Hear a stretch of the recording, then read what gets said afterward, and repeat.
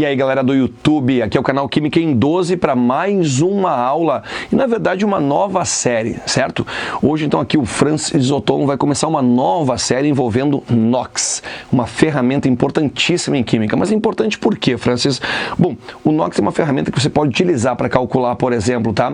A carga elétrica de qualquer elemento químico que apareça pela tua frente e assim balancear uma reação de oxirredução, calcular a carga de um elemento para dar nome a um ácido, ok? As sais também, óxidos, ok? Entender melhor pilhas, eletrólise. Então você viu quanta matéria está envolvida com NOx, com o número de oxidação? Perfeito? Mas o que é o NOx? O que é o número de oxidação? Basicamente o NOx é a carga elétrica de um átomo, certo? Então o número de oxidação vem a ser a carga elétrica de um átomo. É legal então você entender que essa carga, ela depende do quê? Da eletropositividade e eletronegatividade de um átomo, tá? Agora você lembra como é que cresce a eletronegatividade dentro da tabela periódica? Se você não lembra, eu vou te relembrar aqui, tá? Rapidamente. Em direção ao flúor é para onde cresce a eletronegatividade, né? Lembra aquele macetinho?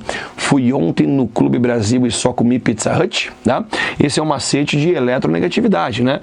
Ali você exclui os gases nobres, perfeito? E rumo ao flúor cresce a tendência de ganhar elétrons, né? A tendência de aumentar a eletronegatividade. E rumo ao elemento frâncio cresce a eletropositividade. Então, né, a positividade cresce da direita para a esquerda e de cima para baixo, e a eletronegatividade ela cresce da esquerda para a direita, de baixo para cima, ok? Muito bem, galera. Então a tabela periódica ela vem a ser uma ferramenta associada ao NOx, associada ao número de oxidação. Galerinha, dá para dividir então o NOx aqui, ok, em carga real e carga aparente, né? Mas o que é carga real, o que é carga aparente? Bom, isso tem a ver com o tipo de ligação. Se eu pegar, por exemplo, aqui, tá, o elemento sódio, família 1A, e o cloro, família 7A, lembrando então, né, já que é da família 1A, o sódio apresenta um elétron na última camada e o cloro, que é da 7A, apresenta 7 elétrons na última camada. Bom, por ser mais eletropositivo, o sódio ele perde um elétron para o cloro. Ele perde, há uma transferência, esse elétron não é mais dele, tá? Então, já que ele perdeu mesmo um elétron, ele vai apresentar carga elétrica mais 1. Sempre quem perde um elétron, carga elétrica mais 1, ele é um cátion monovalente. E o cloro que ganhou esse elétron, obviamente vai ter carga elétrica menos 1, ele é um ânion monovalente. Por que é carga real? Porque houve uma transferência de elétrons. Mas por que carga aparente? Porque não vai ter uma transferência realmente, tá? Na ligação hidrogênio-cloro, por exemplo, no cloreto de hidrogênio, no ácido clorídrico, você tem o seguinte acontecendo. O hidrogênio, por ser mais eletropositivo, tá? Ele permite que o elétron fique mais perto do cloro, ok? Numa ligação covalente, né? Num compartilhamento de elétrons. Então eles estão compartilhando, mas não há uma transferência, perfeito? Então o cloro vai ter carga menos 1, o hidrogênio vai ter carga mais 1, mas ninguém perdeu, ninguém ganhou. Há um compartilhamento e a nuvem eletrônica fica mais próxima do cloro do que do hidrogênio. Então há uma diferença entre carga real e carga aparente. Vamos simplificar isso? Quando a ligação é iônica, a carga é real. E olha como rima, quando a ligação for covalente, é carga aparente. Pronto, tá? Eu gosto de dividir NOx em 5 situações. E vou te explicar assim porque, se a dúvida aparecer, você consegue subdividir a tua dúvida. Mas ela não vai aparecer, você vai entender aqui em 12 minutos, tá? Bom, essa aula agora trata de 3 situações: substância simples, íon simples e cadeias carbônicas, certo? Mas não perca aqui no canal outras aulas de NOx, vamos falar de substâncias compostas, íons compostos, perfeito? Mas vamos tratar da situação então que vai aparecer agora, tá? Você vem aqui comigo, quer ver? Então, aqui em NOx, eu vou pegar a primeira de 5 situações, ok? Que envolve apenas um elemento, certo? Apenas um elemento. Envolvendo um elemento, ok? Eu tenho, por exemplo, a substância ferro, ferro metálico, o gás oxigênio, certo? Eu tenho então ali o ozônio, temos o enxofre, por exemplo, tá? Temos aqui um carbono com N átomos e temos um gás nobre, por exemplo, o hélio. Eu criei uma variedade muito grande, metais, não metais, enfim, gases nobres. E como é que funciona o NOx quando eu tenho uma substância simples? Eu quero te perguntar uma coisa: o ferro está perdendo ou ganhando algum elétron aqui? Não, né? Não tem nenhuma carga mostrando ele perdendo ou ganhando, ele não está se ligando a ninguém também, tá? Francis, mas o ferro é um metal, então ele é muito eletropositivo, concordo plenamente, mas ele não está perdendo nenhum elétron, então a sua carga elétrica, o seu NOx aqui é igual a 0, certo? Igual a 0. Já o oxigênio está se ligando sim com alguém, mas é alguém igual a ele, ok? É um átomo de oxigênio ligado a outro átomo de oxigênio. Eu te pergunto, quem é mais eletronegativo? O do próprio oxigênio. Então eu tenho uma ligação entre eles que é uma ligação apolar, ok? É um cabo de guerra e dois caras com a mesma força, puxando para um lado e para outro. Alguém ganha essa briga? Ninguém ganha essa briga, né? Então ninguém perde nada, ninguém ganha nada. Então a carga elétrica aqui do átomo de oxigênio é igual a zero. Isso é, o NOx do oxigênio é igual a zero. No ozônio é a mesma coisa, perfeito? Você vai ter NOx igual a zero. Aqui são 8 átomos de enxofre, né? Todos os 8 átomos com a mesma eletronegatividade interligados. Então o NOx dele também é igual a zero, tá? Um gás nobre, naturalmente, ele não se liga a nada, não está ganhando nada, NOx igual a zero. Aqui o carbono, que pode ser grafite ou diamante, tá? Ok? Ele tem N átomos, talvez 2, talvez 10, talvez 10 bilhões de átomos, tá? Então o que acontece são só ligações apolares. Então o NOx dele é igual a zero. Resumindo a história, tá?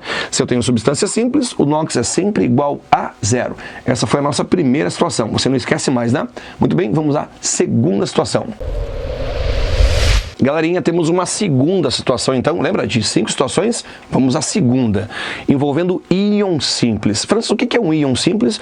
Bom, para ser simples, eu só posso ter um único elemento, só o ferro, só o flúor, só o nitrogênio, certo? Só o lítio, só o carbono ou só o oxigênio. Muito bem, temos só um elemento e ele apresenta aqui uma carga elétrica já pré-definida, né? Em função de alguma ligação que ele acabou realizando ou alguma quebra de ligação que aconteceu. Bom, pessoal, qual é o NOx do íon ferro mais 2, desse cátion bivalente? Ele andou perdendo 2 elétrons, então quer dizer que o NOx dele é igual a mais 2. É coincidência? Não, não é coincidência. Então olha que fácil, né? Se eu tenho um íon simples, alguém então com um elemento ali e uma carga explícita sobre ele, esse é o NOx dele. Então acompanha comigo. O NOx do flúor então vem a ser aqui menos 1, é um ânion monovalente. O NOx aqui do nitreto vem a ser menos 3. É isso que você pensou? Pensou certo, né? O lítio, então, aqui NOx mais 1 é um cátion monovalente, né? O carbono, então, aqui NOx igual a mais 4, perfeito, né? Um cátion tetravalente. E o oxigênio, ok, igual a menos 2. Muito bem.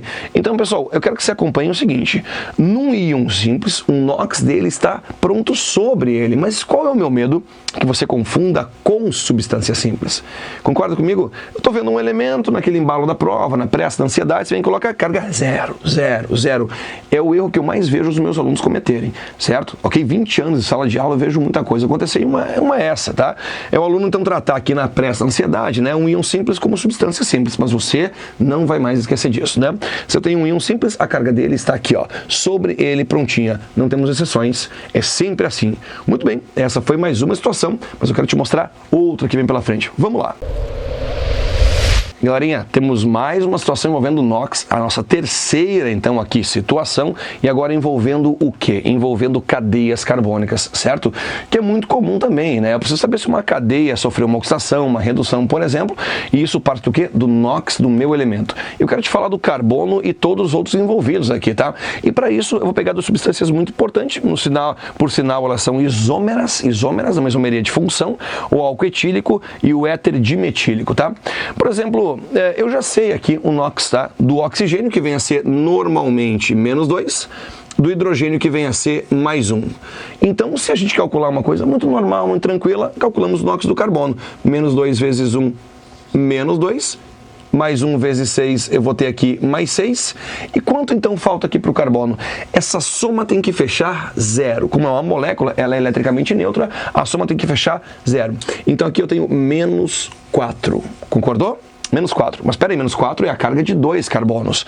Menos 4 dividiu por 2, menos 2. Então quer dizer que a carga do carbono, tal qual eu não conhecia, ela equivale a menos 2. No éter dimetílico não é diferente, ó. Então, menos 2 vezes 1 eu vou ter menos 2. Concorda? O hidrogênio vale mais 1 vezes 6, eu vou ter então aqui mais 6. E nenhuma novidade, o carbono vai ter que ser então aqui menos 4, que dividido por 2 dá menos 2. Galera, então temos a carga do carbono menos 2, mesmo assim, né, no álcool etílico ou no éter dimetílico, certo? Tá? Bom, agora, e se a questão pergunta assim, Francis, qual é a carga do carbono 1 no álcool? Qual é a carga do carbono 2? Ou qual é a carga de cada carbono no éter dimetílico? Será que é sempre menos 2? Aí é legal você analisar a cadeia carbônica, certo? A cadeia carbônica para ter certeza de qual é a carga de cada carbono. Bom, pessoal, eu já comentei de um macetinho, por exemplo, assim, ó, fui ontem no Clube Brasil e só comi Pizza Hut. Esse macete, ele mostra que o carbono ele perde elétron para todo mundo que vem antes dele. Perde, entre aspas, a ligação covalente e só ganha de quem vem à direita dele. No caso, o fósforo, hidrogênio, que o fósforo é raro aparecer, então a tendência é ele ganhar só de hidrogênio, tá?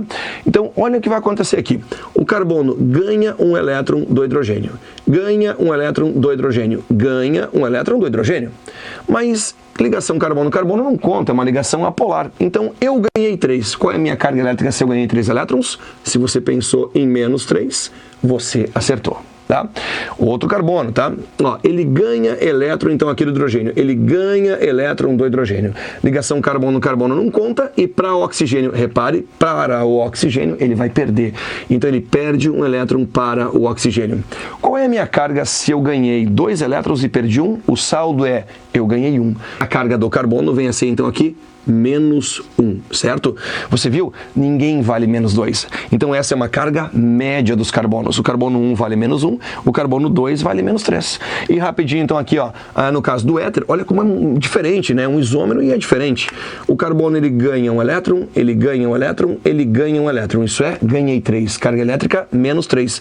Porém, ele perdeu 1 para o oxigênio. Então a carga, ela vem a ser menos 2. Carga elétrica, menos 2, porque ele ganhou no saldo 2 elétrons. Ganhei 3, perdi 1. Saldo, menos 2. Tá?